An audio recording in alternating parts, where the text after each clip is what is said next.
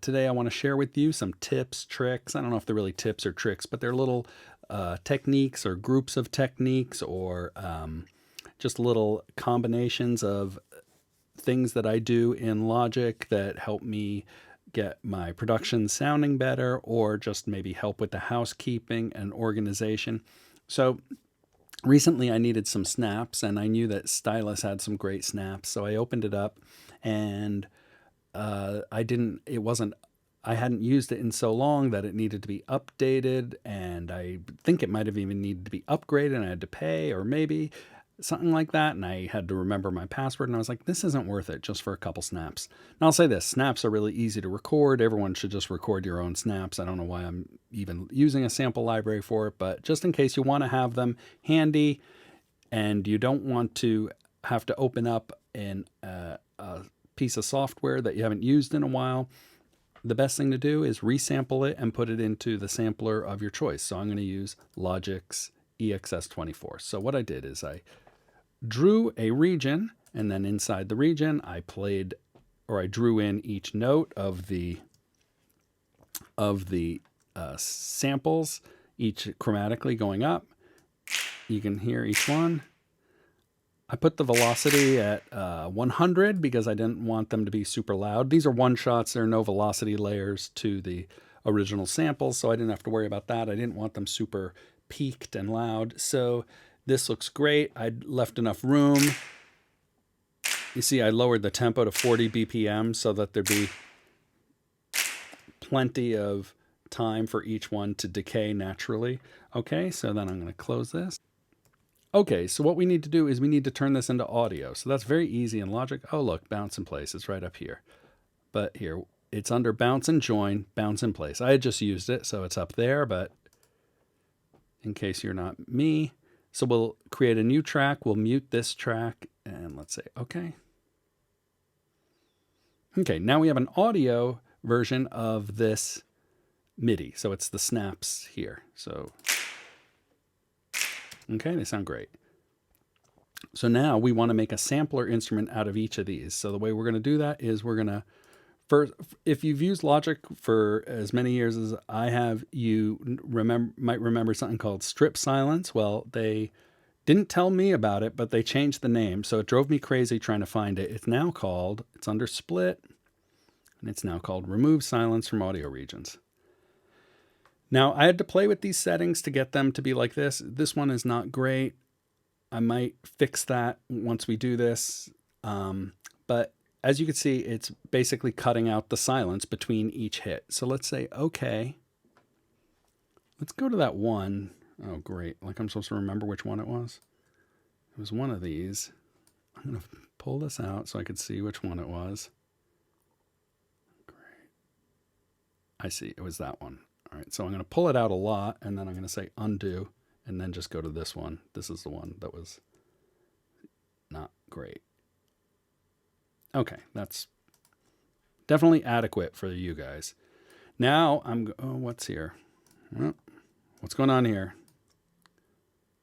Let's get rid of that. Okay, now I want to make... I want each of these on a different key of my sampler. So before I do that, I should have just done the old zoom to fit. No. Okay.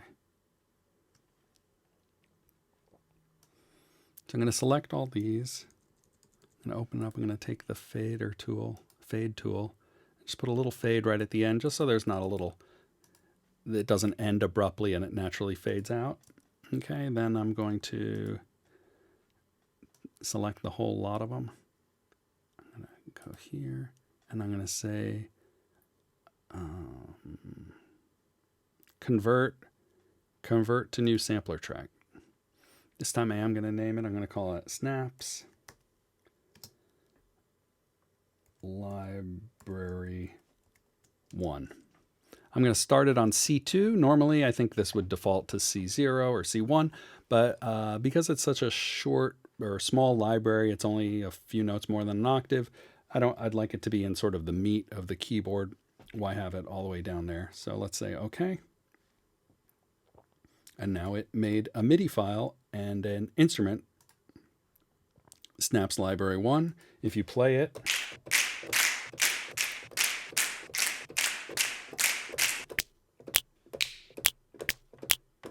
those last three are my favorite, the dry ones. So, and it's funny, it made a MIDI file of our audio files, which our audio files is the audio interpretation of our MIDI file. So it's like, when there's a play and they make a movie out of it, and then they make a play out of the movie of the play. So that's what you got going on here. So the only thing I would say about this, so now I can take that stylus out of this session or out of my template, and now I have this as an EXS instrument, and it's using up very little space, and it's using up very little resources, and that's great. But you want to make sure that when you save the song that you're doing this in, you have it set to save the instruments and samples, and then go into that folder after you're done with it and move those.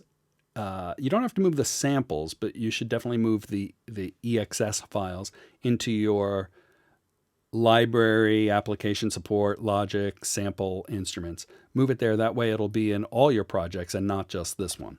Okay, so on to part 2. Okay, part 2. What do I want to do? I want to take some of the sounds that I have in some of my libraries, and instead of making a whole new audio instrument with them, I just want to save them as one-shot audio files that I can drop into my sessions. And so a great candidate for this is these cymbals. This is from East West, Quantum Leap, Gold. This is way back when it was a Kontakt instrument. Look, it's less than a megabyte. What it is it's these sort of crescendos. And these, I don't know what those are called. On some of the samples, they're like more like scrapes. And that's just like a crash. Now, there's a couple reasons why I want to do this. First of all, like I said before, I prefer my sessions to be really lean and not have a lot of instruments that are other software in it. If the more Logic instruments, I don't care, but it's other things like Kontakt, I want to have as few of those as I need in them. And having, I may want to use a few of these. That would mean I'd have to have a few different tracks of them or set up a multi-instrument to them. And then I think really the main thing is this. For these kind of one hits where they're slow and they have an actual crescendo. If you're trying to take this sample and make it hit where you want it to hit, you can't just eyeball it. You actually have to listen to it and move it and keep listening and waiting till it gets that part and then go, no, it's a little early, no, it's a little late. So doing it as audio is definitely way better. So this one is pretty simple. We're just going to do the bounce in place. It doesn't matter what we name it in this case because I'm going to show you. So now we have audio of that MIDI file. So now I could take this instrument out of my session and then have these, as I said, in a folder with my projects where I could just grab them, maybe even load a few into my template down on a muted track, and then just grab them as needed because these are great for transitions and stuff. So with this, what we can do is we can try this thing where we remove the silence there. I had actually tweaked the settings, so that's actually okay. So I'll say, okay, this took a little while though to get this like this. And when you see there's only 4 samples, it might have just been easier to cut it and slide the regions and just cut out the silence. I mean, that was a lot of work just to get rid of these 3. But if you use that remove silence, you'll get better at it. And then that would actually probably be faster. But for now, this is fine. So what I would do, if you want to just know how I would work, I would probably sample a few more of the cymbals in that library. And then I would take the slower crescendo and call them like slow crescendo 1, 2, and 3, and then medium crescendo 1, 2, and 3, and then scrape or sizzle, whatever it is, or crash, and then put them in different folders. And as I said, start using them in my productions. And then I can take that contact with this old library out of my sessions. And I just want to show you a little trick that I used to do. This is like the poor man's crescendo that I used to do back in the day. So this is a crash. So back when I didn't have sample libraries that sounded so good and had these crescendos, I would do something like this. And this, by the way, was not like something you could do so quickly. I'm just so psyched that you could do this now so easily. So I'm going to copy this. And this one, I'm going to reverse. The way you do that is over here. Hit that reverse thing. It makes it backwards. Now I'm going to take this. All right, let me zoom in a little bit. I'm going to bring this to about there, a little bit past the high point, and do the same thing here. Bring it in a little bit past that. Kind of butt these up together, get them close. They can overlap a little bit. Get out the fade tool, zoom in because we want to make this really little, and then zoom out. And this would be, I don't know how this is going to sound, but this is how I would recreate one of those in the old days.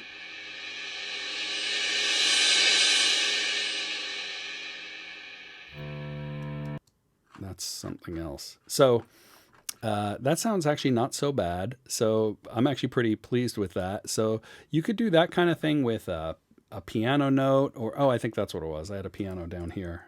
I wanted to show you the same thing with a piano, but you get the idea. That's a cool little trick, and do it with vocals, do it with background vocals, do it with guitars, do it with pianos, do it with synthesizers, do it with anything. You know, hopefully these videos will just give you some ideas. Technique, I don't really use that much anymore, but it's actually very practical and it's something you should know.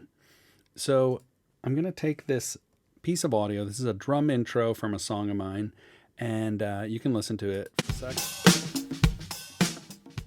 It's very Superstition or Never Stop by the Brand New Heavies. So what I want to do is I want to try to make a set of samples out of this loop. Mostly for layering the individual hits. I'm not looking to make a drum kit that's really playable. You can probably do that if you had something really clean and you kind of knew what you were doing with the programming, but this is more about just doing things on the fly. So if you just pull in a drum kit and or you just pull in a loop into your session, you're like, this is kind of it, but it's not really the right feel. Maybe I can get the ghost notes to be in a little better spot, and then you do this technique, and then you have a little more control over the kit. So we're going to open up the strip silence, which is now remove silence from audio region.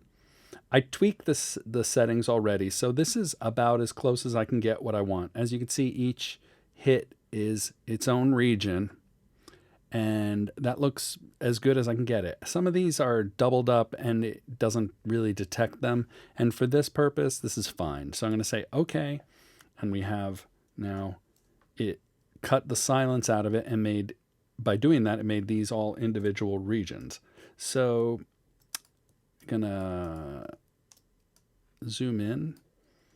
And another thing I'm gonna do is gonna select them all. And while they're all selected, I'm gonna zoom out a little bit, and I'm gonna put a fade. This is so easy to do. There.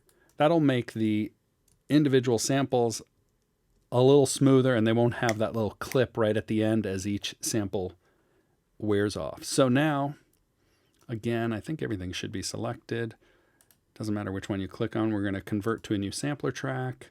I'm going to name it Stick Shift Drum Test. I'll remember that, right? Say okay.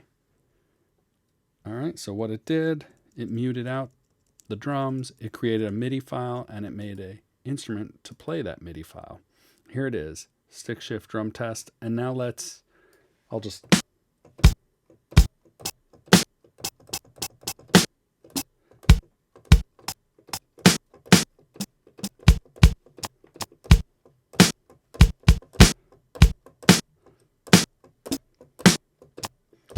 Those drums sound pretty good. I mean,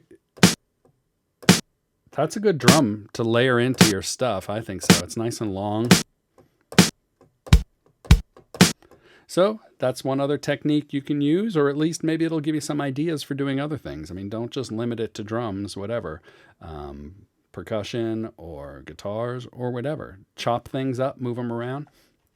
I do want to say something that there is another way to, this is sort of a bonus thing in Logic. I'm sure you could do it in other programs. I just hope I can remember how to do it. Suppose you have this. Now, if you zoom into the, now this is not going to work because this is not the right tempo.